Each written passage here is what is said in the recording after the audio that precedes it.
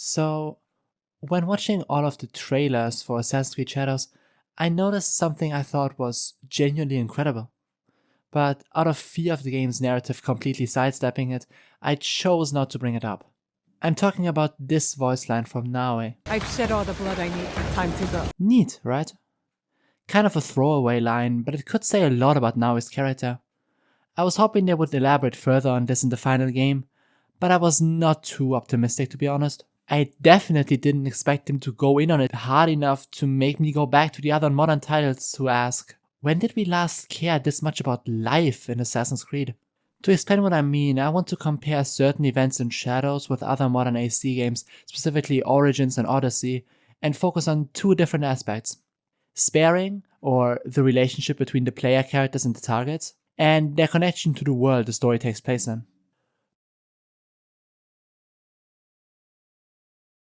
Most modern Assassin's Creed games start with the already festering evil finally catching up with our protagonist. Be it the Caliphate in Mirage, the Egyptian throne in Origins, or Athenian and Spartan leaders in Odyssey, the ruling power is compromised. A shadowy organization is pulling the strings behind the scenes, searching for artifacts of a long-gone civilization that hold untold power, and they don't seem to care about who they have to step on to get to them. Unfortunately for them, however, their terrible quest has led them to cross paths with and step on you.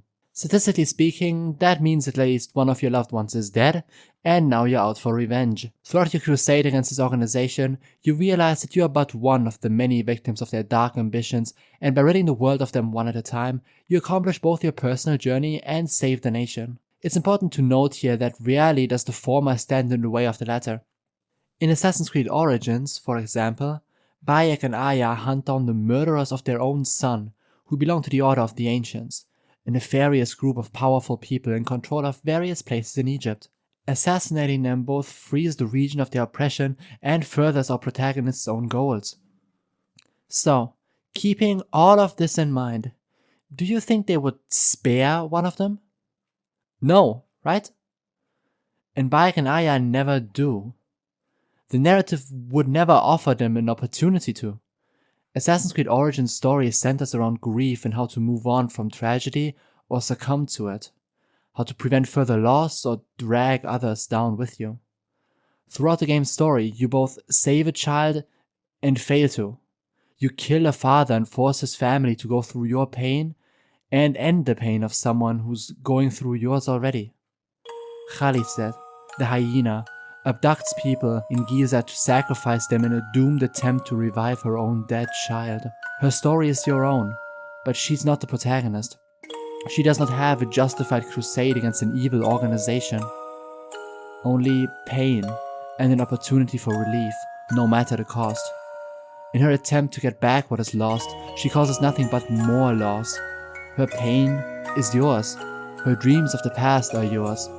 And much like those, she too has to be put down before it is too late for the both of you. Assassin's Creed Shadows starts out in a pretty similar way. We bear witness to the destruction of Naue's home by Lord Nobunaga and Yasuke, followed by her father's death at the hands of the Shinbakufu, an organization made up by shady figures scheming behind the backs of rulers of various Japanese provinces. They instigate conflict, murder innocents, and deceive Naue in order to get rid of Oda Nobunaga and take his place. I ask you again, do you think Yasuke and Naue would spare one of them? No, right? And for the most part, they don't. But, at least in the game's canon mode, it is not that simple. At its core, Assassin's Creed Shadows is a game about revenge. However, it is specifically a game about letting go of revenge. And it constantly reminds us of that through dialogue, but it showcases it most effectively through, yet again, drawing parallels between pro and antagonists. For instance, the Fox's clan used to rule Wakasa, but was driven out of their castle. He allies with pirates and subsequently becomes a plague to the land he wants to own in an attempt to reclaim his heritage and take revenge. He can't let go. The Wise and his monks were promised their own province by Lord Nobunaga. However, he gave it to a clan of samurai instead. Now, the Wise uses his influence as a broker of peace between clans to sow discord in the province and turn two clans against each other, becoming a plague to the land he wants to own in an attempt to take revenge. He too cannot let go. Within an hour or two of starting their questlines, they both lie dead in the dirt, their dreams of reclaiming their honor lost forever alongside them. Japan, at this point, has seen a century of people like them rising and falling, bringing down untold numbers of civilians with them. Naoe and Yasuke could have just been two more of those. How are they any different?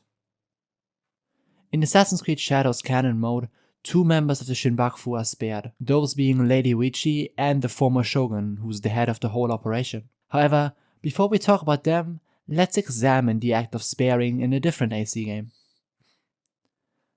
The gods are punishing me with your presence. Welcome to ancient Greece, where family drama rules everything and your choices don't matter. Assassin's Creed Odyssey is a game about family, about defiantly reclaiming what was lost or give up what can't be retrieved. As such, most major spare targets are said family members, except for two of them, Lagos, the Archon of Arcadia, and Aspasia, the ghost of Cosmos and leader of the entire cult.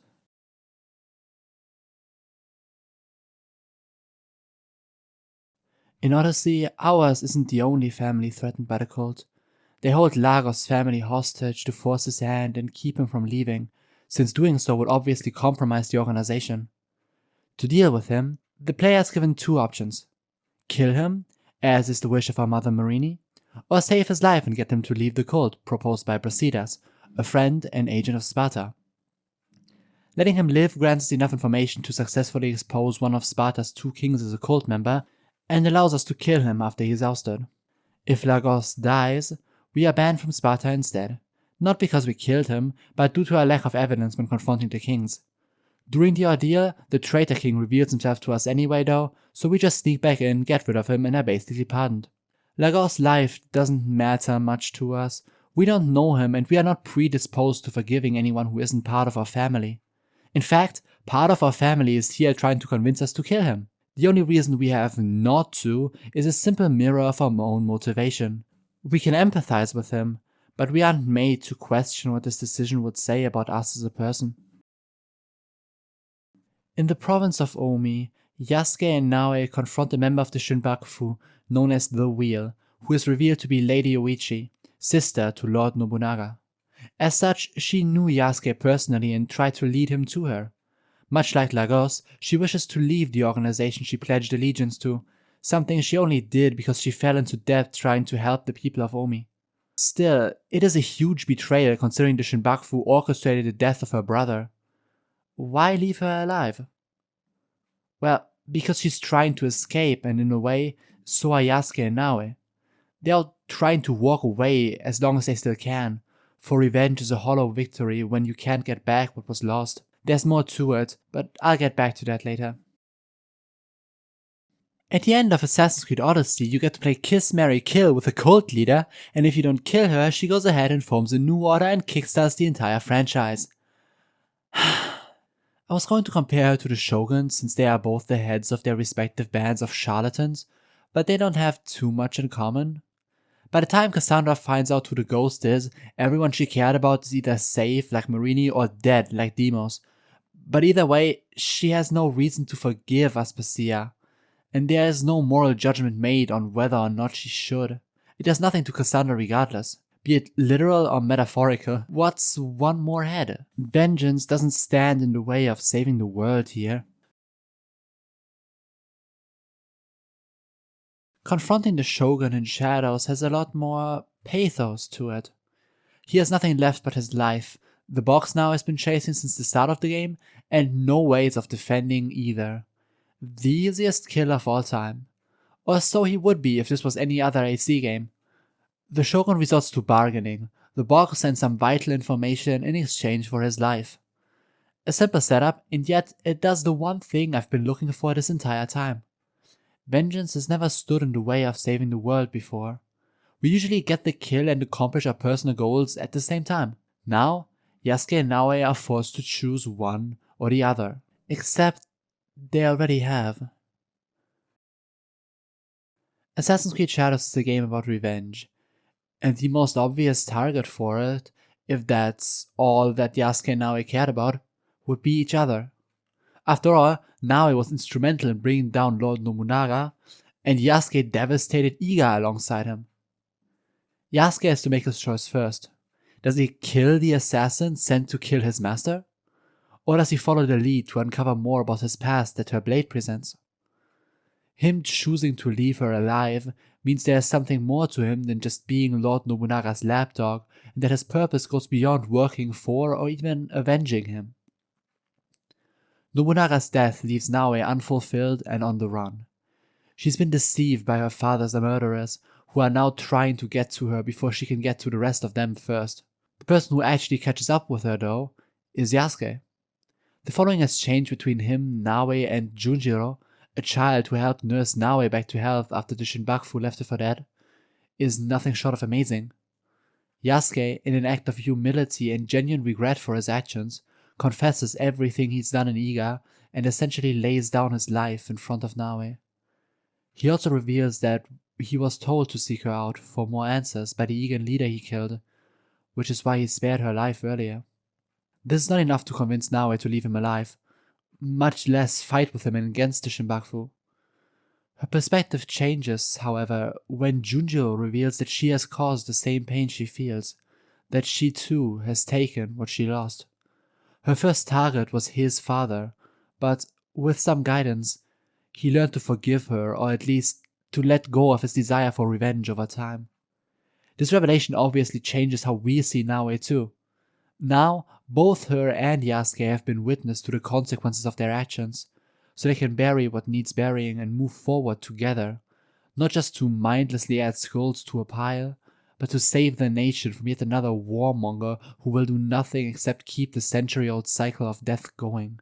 Keeping this and the fates of people like the Fox and the Wise in mind, it is quite obvious that by the time they come face to face with the Shogun, Yasuke and Naoe choose to pursue what actually matters to them over simply adding one more skull. Speaking of what matters to them,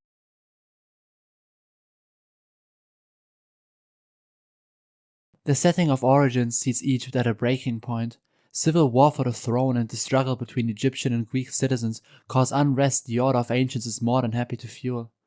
As a Magi, Bayek is of course happy to help where he can. At the end of the game, him and Aya sacrifice their relationship and devote themselves to fighting the Order and assisting their people from the shadows.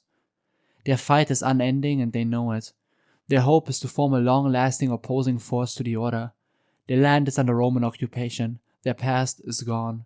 The only way forward for them is to keep going until their successors take their place. Of course, Odyssey takes place during Civil War as well, but the overall world is something we care about much less in that game. Cassandra was betrayed by Spartan law as a child and left for dead alongside her sibling in the inciting incident of the game before growing up on an independent island. As such, she is not affiliated to or feels any sense of responsibility for any place or people outside of those she deems family.